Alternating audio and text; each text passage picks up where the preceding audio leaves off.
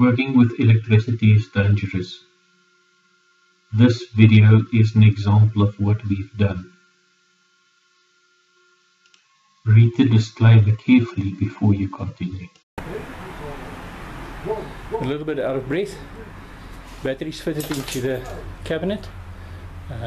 There's 4 batteries fitted at the moment. The cabinet is built to accommodate 6, but we'll add the other 2 later. Okay, I need something as a backboard to actually mount charge controllers and battery terminals and so forth.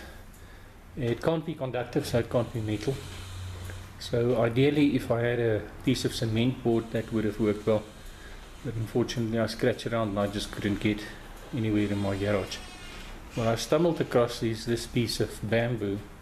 Now you'd say bamboo wood burns, and you don't want anything that burns close to the batteries because it is a fire hazard.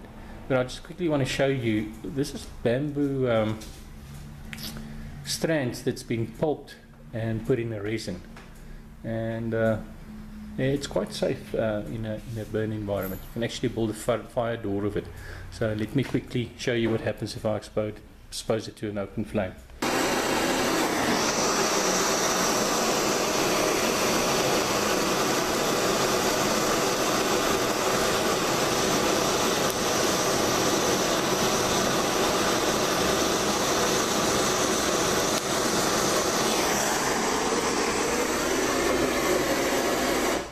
So as you can see, yes, it will catch a light, but it will be immediately stop burning after the flame is removed. So quite safe to use as my backboard to fit the terminal connections and the charge controllers.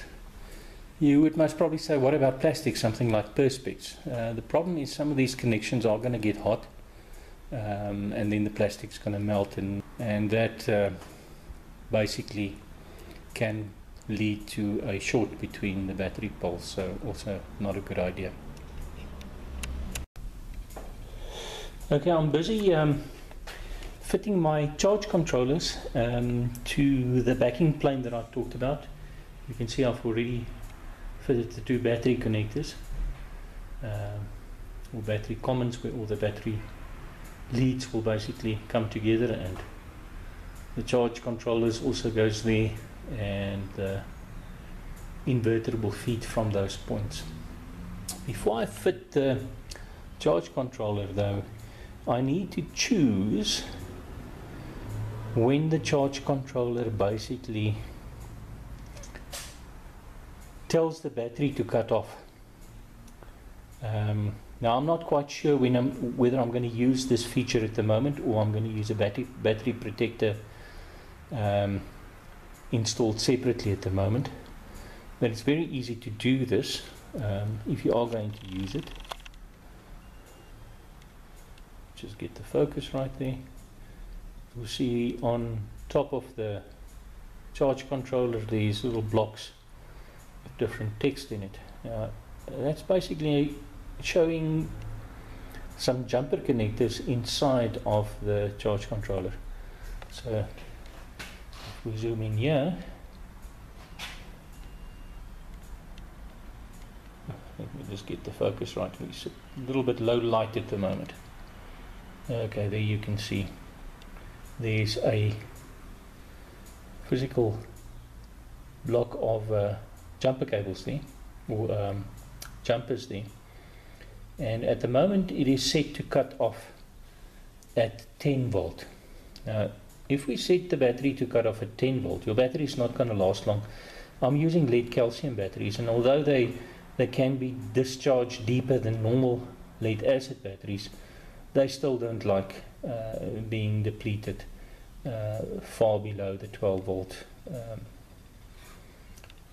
range. So what I'm going to select, there's an option here on the jumpers, as you can see on the, what's his name there, I'm going to select 11.5 volt.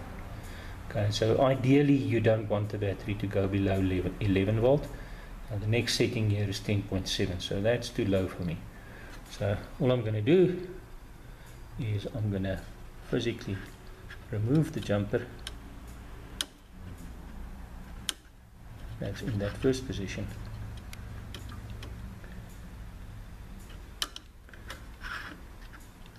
And shift it to the last position. Sorry, I'm holding the camera while I'm trying to do this. So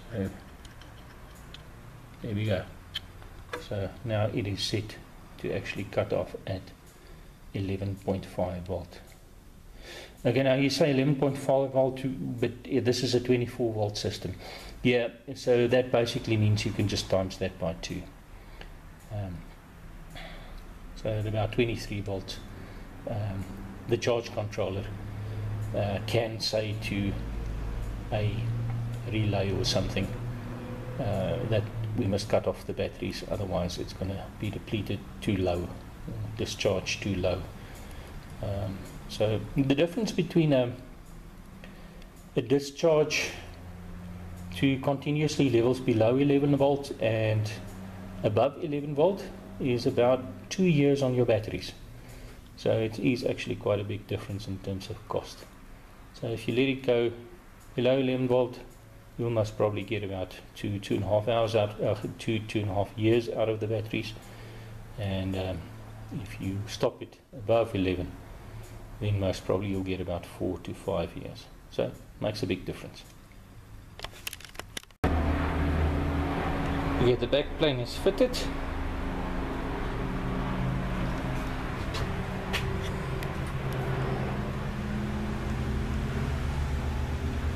And now we'll start with the battery cables and the sides of the cabinets.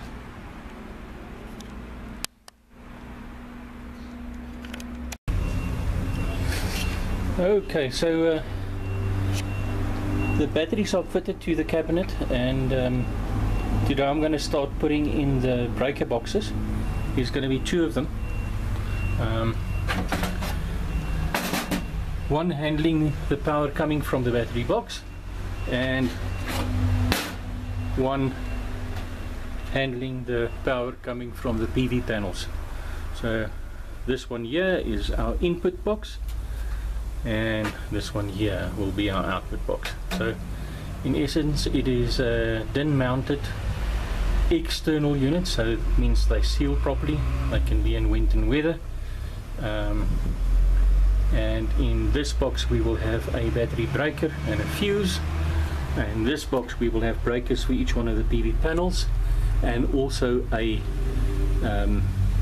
earth leakage protection, so that if there's a short on one of the panels, it will not put a short over the batteries, because if you do that, maybe you can see here on the batteries, zoom in here, you can see that it is flammable and it can explode. So most of the times if a car actually burns out, it's not because of gasoline, it's because the battery actually shorted out and caught alight. Okay, so we've got holes drilled in the wall for the boxes, and we're going to use some Hilti plugs to just fit them to the wall. Okay, so before I fit the physical boxes to the wall, I need to plan and see where my connectors will go into the boxes, so that I can physically drill holes for the cable glands. And there's different types. I'm going to use 2 types here. The one on the left is for PVC conduit, and the other one is just for cable. Now to do that, what you need to do is you need to drill quite a big hole, but most probably for a little hand drill you're not going to get a hole or a drill that can make a hole big enough. So what I'm using is a step drill. So this step drill that I've got here can go up to 18 millimeters, which is absolutely perfect, because I need 18 millimeters to actually fit these glands.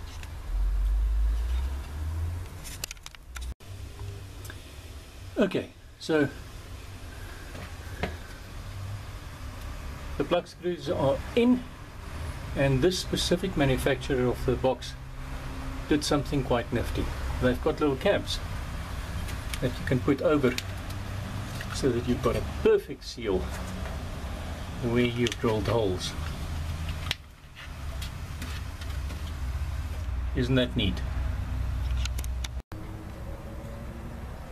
Okay, I realized that some of the holes needs to be slightly bigger to accommodate 22mm pipe and connectors. Now obviously I can't drill holes that big, so what I'm going to do is I'm going to use a metal punch.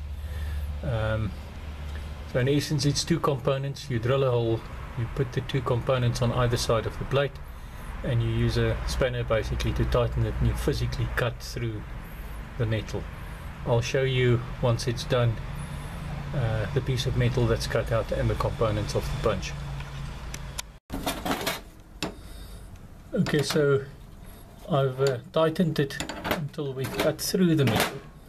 As you'll see, the whole punch and all its components now easily is removed, and there's a nice big hole. So let me quickly take the two parts of the punch apart, and I'll show you just what the result was.